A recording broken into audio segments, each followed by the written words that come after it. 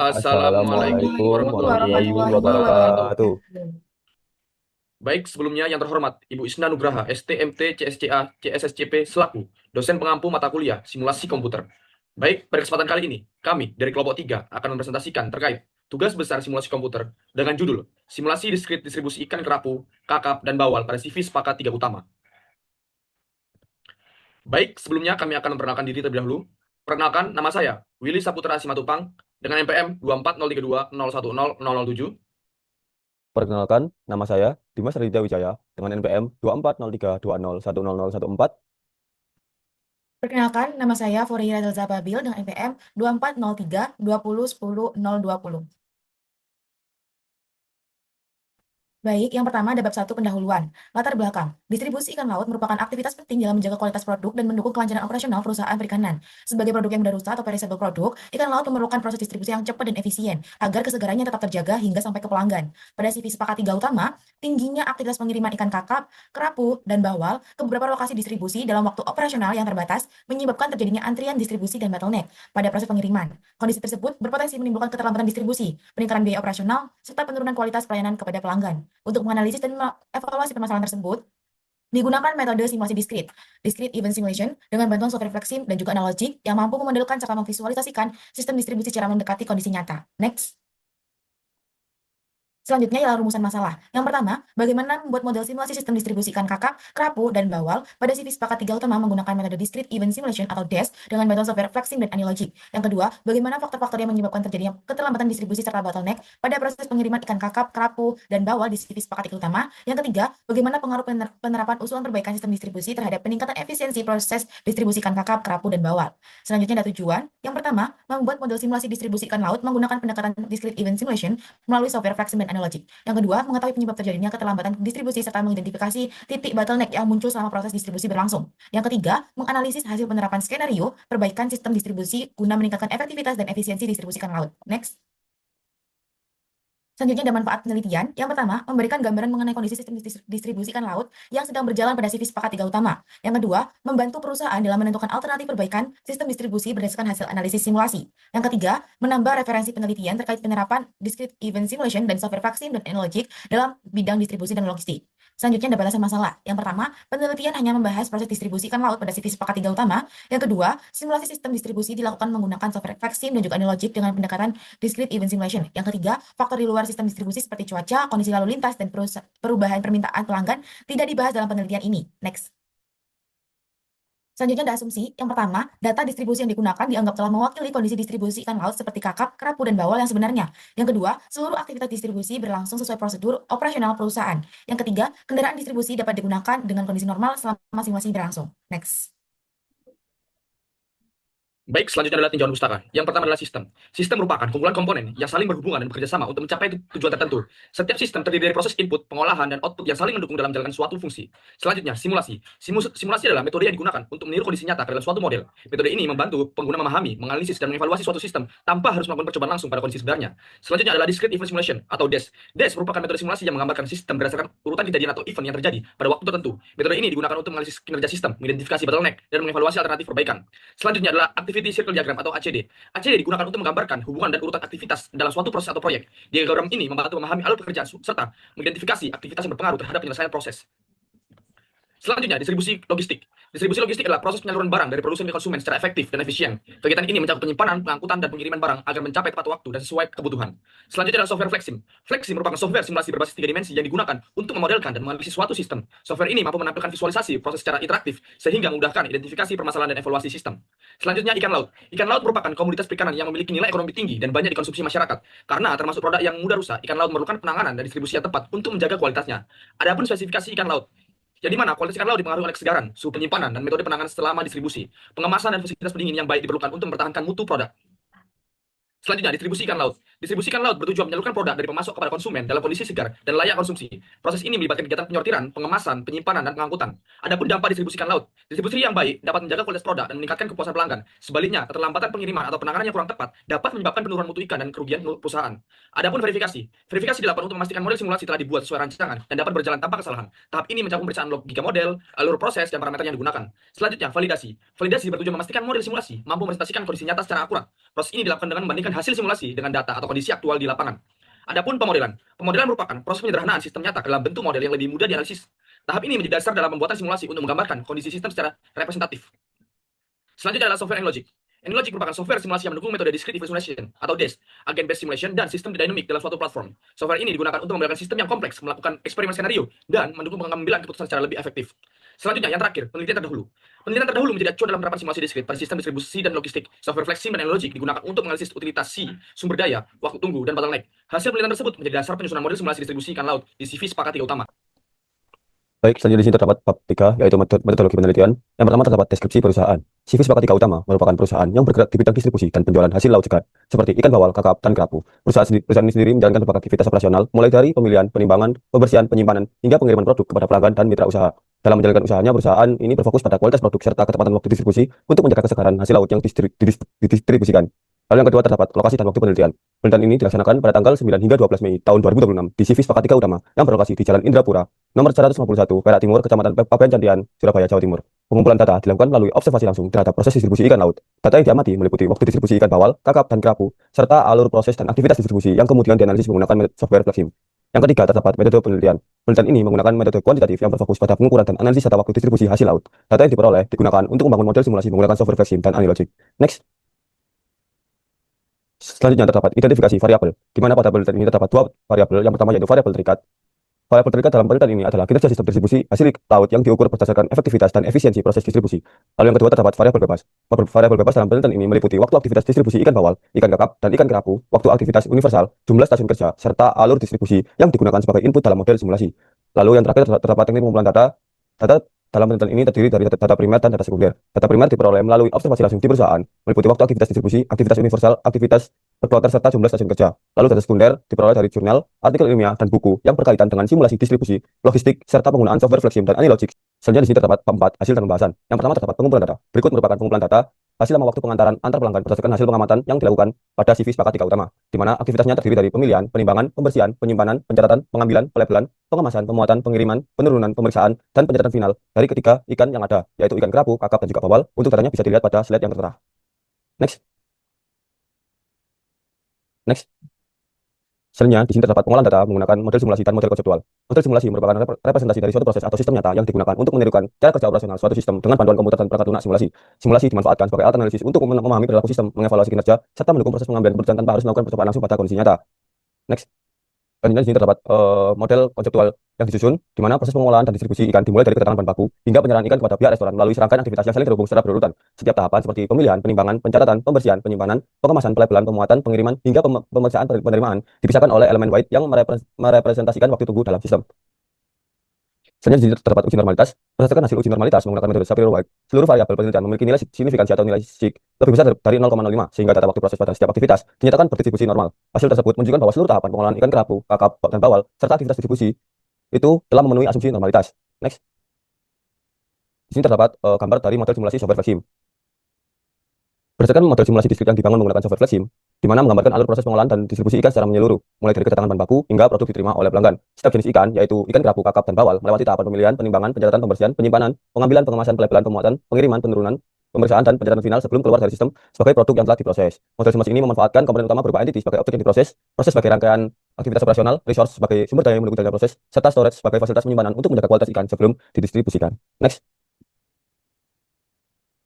Lalu di sini terdapat beberapa function objek yang kami gunakan pada software Flexsim dan juga software AnyLogic. Terdapat source, queue, combiner, prosesor, rak, multiprosesor, sync, dan operator. Lalu pada AnyLogic itu terdapat source, select output 5, queue, time measure start, service, resource pool, time measure start, dan juga sync. Next. Di sini terdapat gambar model simulasi dari software AnyLogic yang sudah kami buat. Berdasarkan model simulasi distribusi ikan yang dibangun menggunakan software AnyLogic, di mana model ini menggambarkan alur operasional sistem secara terintegrasi mulai dari kedatangan bahan baku hingga produk diterima oleh pelanggan. Proses simulasi ini juga meliputi tahapan pemilihan, penimbangan, pencatatan, pembersihan, penyimpanan, pengambilan, pengemasan, pelabelan, pemeriksaan pengiriman, pemuatan, pengiriman, penurunan, pemeriksaan penerimaan, pencatatan penerimaan, hingga penyerahan ikan kepada restoran sebagai akhir dari aliran sistem yang telah dibuat. Lalu di sini terdapat verifikasi flexim dan anti-logic, di mana hasil verifikasi model simulasi pada flexim dan anti-logic menunjukkan bahwa model yang telah dibuat itu telah berjalan normal dan baik sesuai dengan alur proses produksi yang telah dirancang. Hal ini ditunjukkan dari sistem konsol yang tidak menampilkan pesan kesalahan atau error selama proses dijalankan atau dicek.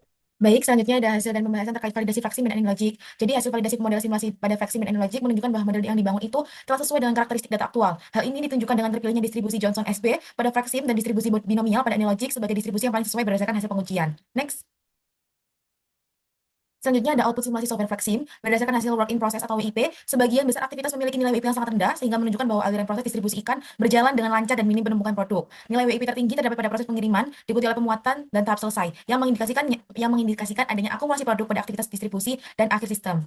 Lalu, berdasarkan hasil dashboard state bar-nya, sebagian besar aktivitas didominasi oleh kondisi idle yang menunjukkan bahwa kapasitas sumber daya pada setiap stasiun itu masih mampu menangani beban proses yang ada. Aktivitas pengiriman memiliki persentase processing yang paling tinggi, sedangkan proses pemuatan serta penurunan dan pemeriksaan juga menunjukkan tingkat utilisasi yang relatif besar dibandingkan aktivitas lainnya, sehingga berpotensi menjadi titik bottleneck dalam sistem. Next. Selanjutnya ada usulan perbaikan atau fishbone diagram. Itu berdasarkan diagram fishbone-nya, keterlambatan distribusi ikan dipengaruhi oleh 6 faktor utama, yaitu method, mesin, man, measurement, environment, dan material. Faktor-faktor tersebut meliputi alur distribusi yang belum optimal, keterbatasan sarana dan tenaga kerja, kurangnya monitoring, serta kondisi lingkungan kerja yang kurang mendukung. Selanjutnya ada skenario perbaikan software vaksin dengan penambahan aktivitas pemuatan. Berdasarkan hasil WIP-nya, sebagian besar aktivitas memiliki nilai WIP yang rendah, sehingga menunjukkan bahwa aliran proses distribusi berjalan dengan cukup lancar tanpa penumpukan yang signifikan. Nilai WIP tertinggi itu terdapat pada proses pengiriman, diikuti oleh aktivitas pemuatan dan juga selesai, serta penurunan. Selanjutnya, berdasarkan hasil dashboard state bar-nya, sebagian besar aktivitas didominasi oleh kondisi idle yang menunjukkan bahwa kapasitas sumber daya masih mampu menangani beban kerja pada setiap prosesnya. Aktivitas pengiriman, pemuatan, serta penurunan dan pemeriksaan memiliki persentase processing yang lebih tinggi dibandingkan aktivitas lainnya, sehingga mengindikasikan tingkat pemanfaatan sumber daya yang lebih besar. Selanjutnya ada skenario perbaikan software vaksin dengan penambahan kendaraan kirim. Berdasarkan hasil WIP, sebagian besar aktivitas memiliki nilai WIP yang sangat rendah sehingga menunjukkan bahwa aliran proses berjalan dengan lancar dan tidak terjadi penumpukan yang signifikan. Lalu nilai WIP tertinggi terdapat pada proses pengiriman, lalu pemuatan dan juga selesai, yang mengindikasikan adanya akumulasi pekerjaan pada tahap distribusi. Selanjutnya, berdasarkan hasil dashboard state bar-nya, sebagian besar aktivitas didominasi oleh kondisi idle yang menunjukkan bahwa kapasitas sumber daya pada setiap stasiun kerja masih mencukupi untuk menangani beban kerja. Aktivitas pengiriman dan pemuatan memiliki persentase processing yang lebih tinggi dibandingkan proses lainnya. Selanjutnya, skenario perbaikan software vaksin ketika overtime atau lembur. Berdasarkan hasil WIP, sebagian besar aktivitas memiliki nilai WIP yang rendah, sehingga menunjukkan bahwa aliran proses distribusi berjalan dengan lancar dan minim penumpukan. Nilai WIP tertinggi terdapat pada aktivitas pengiriman, lalu ada proses selesai, pemuatan, penurunan, dan pemeriksaan, yang mengindikasikan adanya akumulasi produk pada tahap tersebut. Selanjutnya, berdasarkan hasil dashboard state bar-nya, sebagian besar aktivitas didominasi oleh kondisi idle, yang menunjukkan bahwa kapasitas sumber daya pada setiap stasiun kerja masih memadai untuk menangani beban kerja yang ada. Aktivitas pengiriman yang memiliki persentase processing tertinggi diikuti oleh proses pemuatan serta penurunan dan pemeriksaan, sehingga menunjukkan tingkat utilisasi sumber daya yang lebih tinggi dibandingkan aktivitas lainnya. Next. Selanjutnya ada skenario perbaikan software vaksin dengan penambahan kapasitas muat kendaraan. Jadi berdasarkan hasil WIP, sebagian besar aktivitas memiliki nilai WIP yang rendah, sehingga menunjukkan bahwa aliran proses distribusi berjalan dengan baik dan minim penumpukan. Nilai WIP tertinggi itu pada proses pengiriman, lalu pemuatan, selesai, penurunan, dan pemeriksaan, yang mengindikasikan adanya akumulasi produk pada tahapan tersebut. Next. Baik, selanjutnya adalah dashboard state bar pada skenario perbaikan software vaksin penambahan kapasitas semua kendaraan, yang dimana berdasarkan hasil dashboard state bar, sebagian besar aktivitas didominasi oleh kondisi idle yang menunjukkan bahwa kapasitas sumber daya masih mampu menangani beban kerja pada stasiun. Aktivitas pengiriman, pemuatan, serta penurunan dan pemeriksaan memiliki persentase processing yang lebih tinggi dibandingkan aktivitas lainnya. Nah, adapun selanjutnya adalah skenario perbaikan software vaksin, yang dimana penambahan karyawan pada pabrik. Adapun dashboard WIP-nya, berdasarkan hasil work in process WIP, sebagian besar aktivitas memiliki nilai WIP yang rendah, sehingga menunjukkan bahwa aliran proses distribusi berjalan dengan lancar dan efisien. Nilai WIP tertinggi terdapat pada aktivitas pengiriman, diikuti oleh proses pemuatan, selesai serta penurunan, dan pemeriksaan yang mengindikasikan bahwa adanya akumulasi produk pada tahapan tersebut. Adapun dashboard state bar, yang dimana berdasarkan hasil dashboard state bar, sebagian besar aktivitas didominasi oleh kondisi idle yang menunjukkan bahwa kapasitas sumber daya masih mampu menangani beban kerja yang pada setiap stasiun. Aktivitas pengiriman memiliki persentase processing tertinggi, diikuti oleh proses pemuatan serta penurunan dan pemeriksaan, sehingga menunjukkan tingkat utilisasi sumber daya yang lebih tinggi dibandingkan aktivitas lainnya. Selain itu, tidak ditemukan kondisi blockade pada resort yang diamati, sehingga aliran proses dapat berlangsung dengan lancar.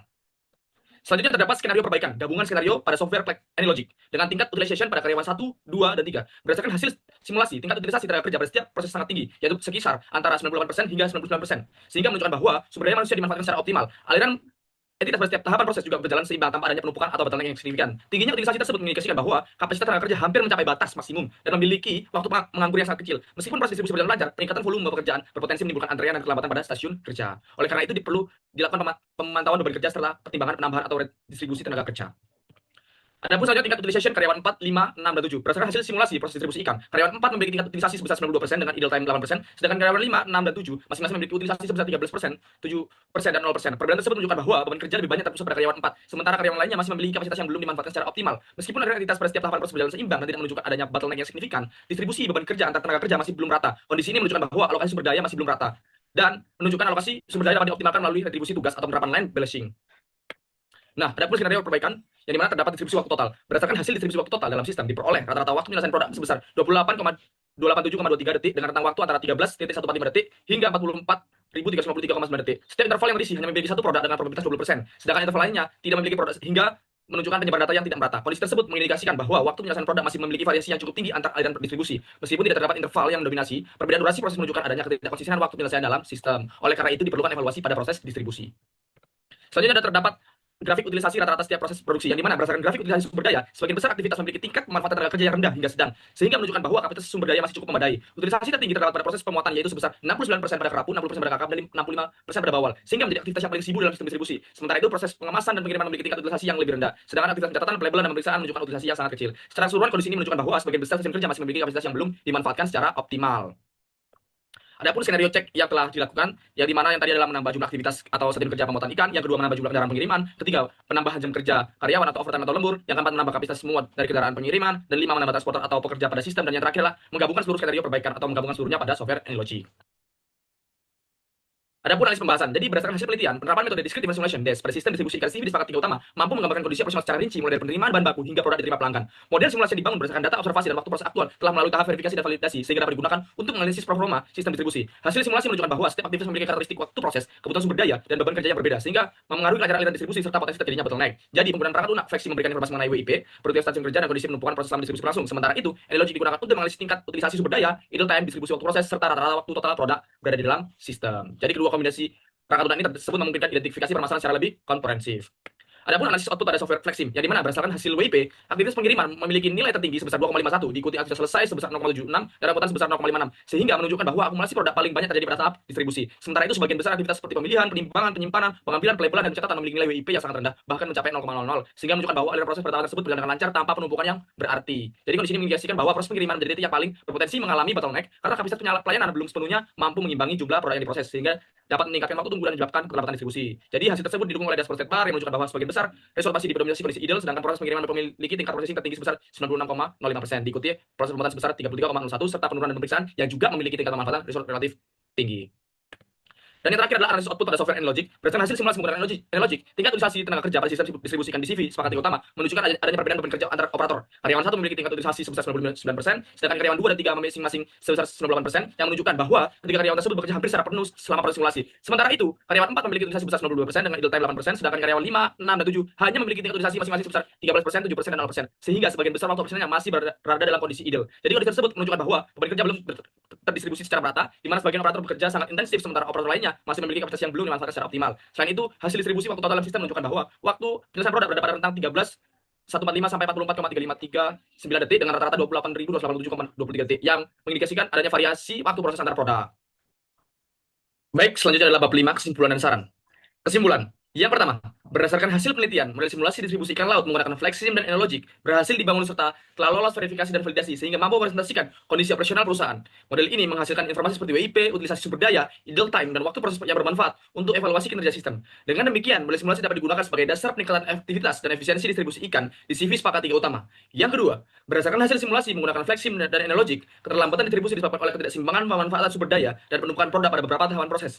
Proses pengiriman menjadi bottleneck utama dengan nilai WIP tertinggi sebesar 2,51 dan tingkat processing sebesar 96,05%. Sedangkan proses pemuatan memiliki tingkat utilisasi tertinggi. Rata-rata waktu total dalam sistem sebesar 28,287,23 detik menunjukkan masih adanya variasi waktu penyelesaian distribusi. Sehingga proses pengiriman dan pemuatan perlu menjadi prioritas perbaikan.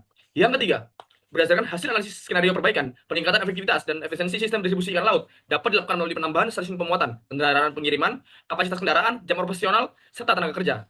Usulan tersebut bertujuan mengurangi antrean, membagi beban kerja, mengurangi bottleneck, dan meningkatkan kapasitas pelayanan sehingga proses distribusi menjadi lebih efektif dan efisien.